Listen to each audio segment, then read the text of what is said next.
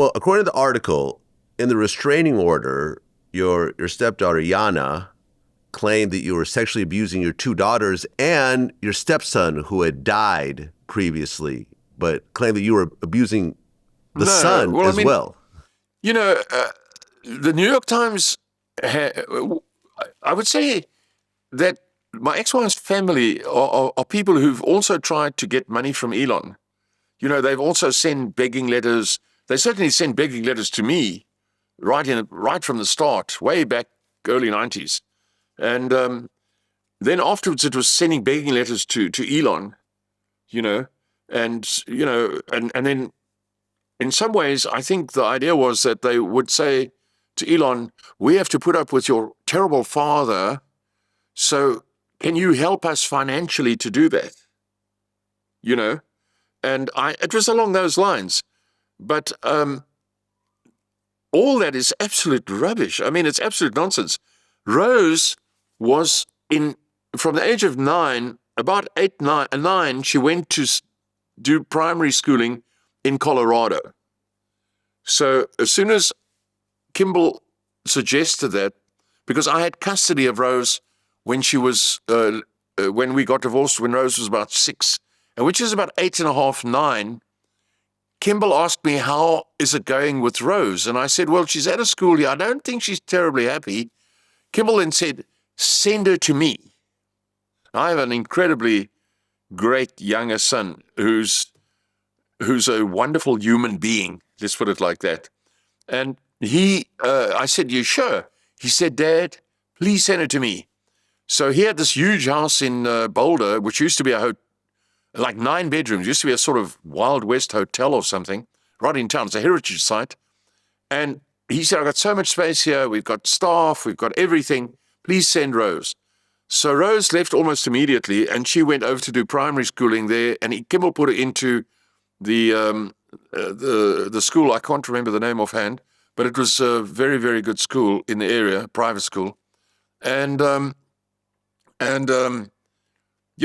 then when Rose reached the age of 13, she asked me if she could rather come back to South Africa to live because she wanted to be near her mother during her high school time. Her high school, she was due to go to high school. So I was in Brazil at that time in a city called Fortaleza on my yacht. And I decided there and then, right, okay, I'll forego the yachting stuff at this point, and I will go back to South Africa, I said, and I'll get a home near your mom, and you can come and live there with me.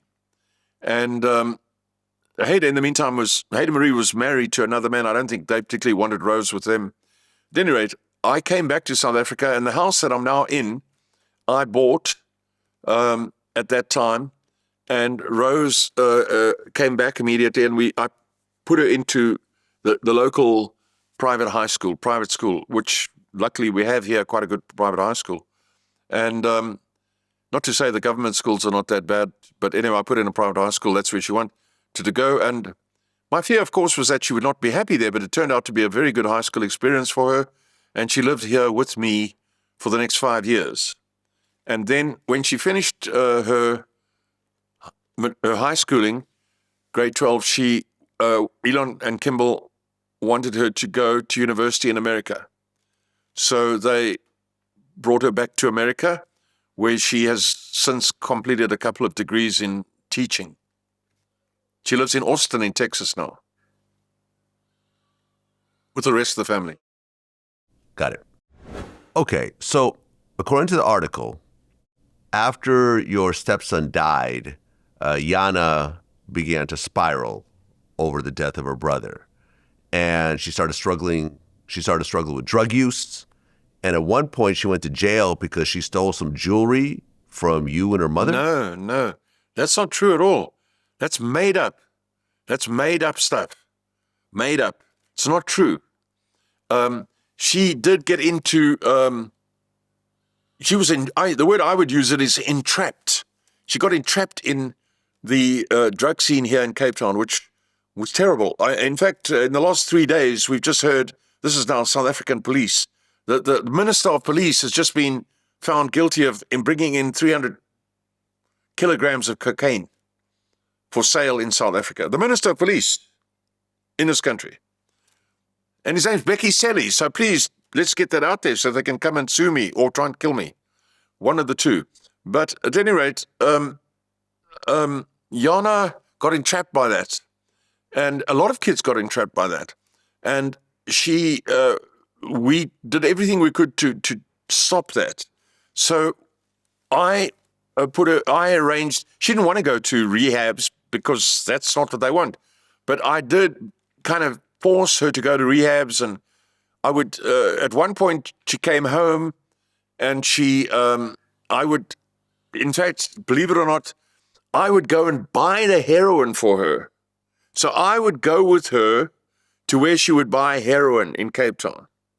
And then I would go to the heroin seller who keeps it in his mouth, by the way, in little packages. And he keeps it in his mouth. And if the police come, he swallows it. You follow what I mean? They're in plastic. I believe so. Anyway, so then I would go with her. I did this several times. I would go with her. And then for the amount they required, you could, for, 600 or something, you got 4 little packets. And 4 little packets would last 2 or 3 days, I think. I'm not sure exactly how long.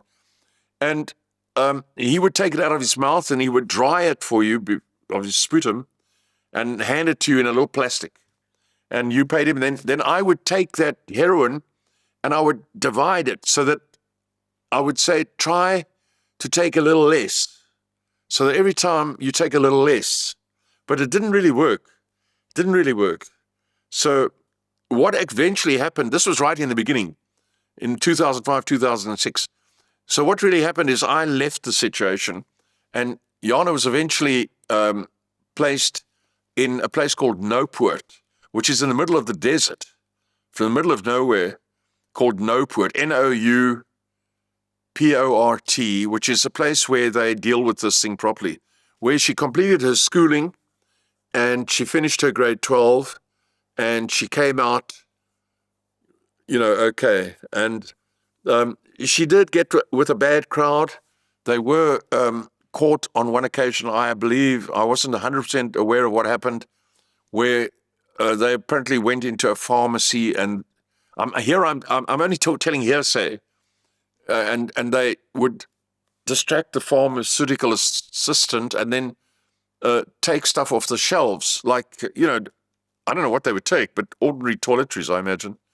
And then they were caught doing this, and she was taken to a court, and she was given 6 weeks of that she must spend in this place in a nearby town called I can't remember the name.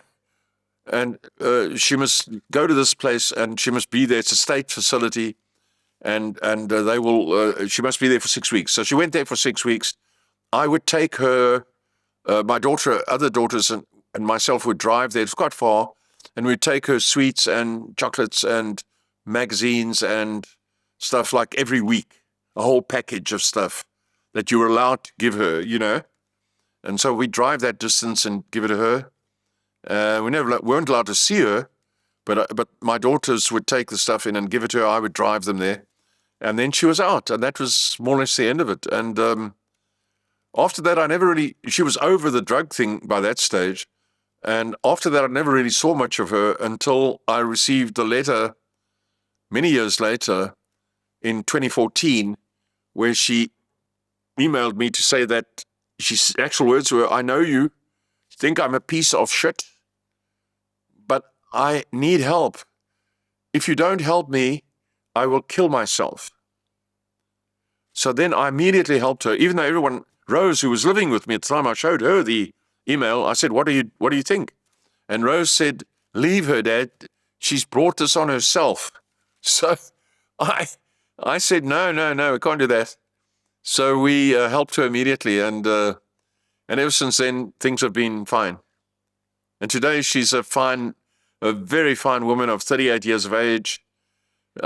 She's extraordinary, elegant woman. And Yeah, so I can't praise her enough, you know.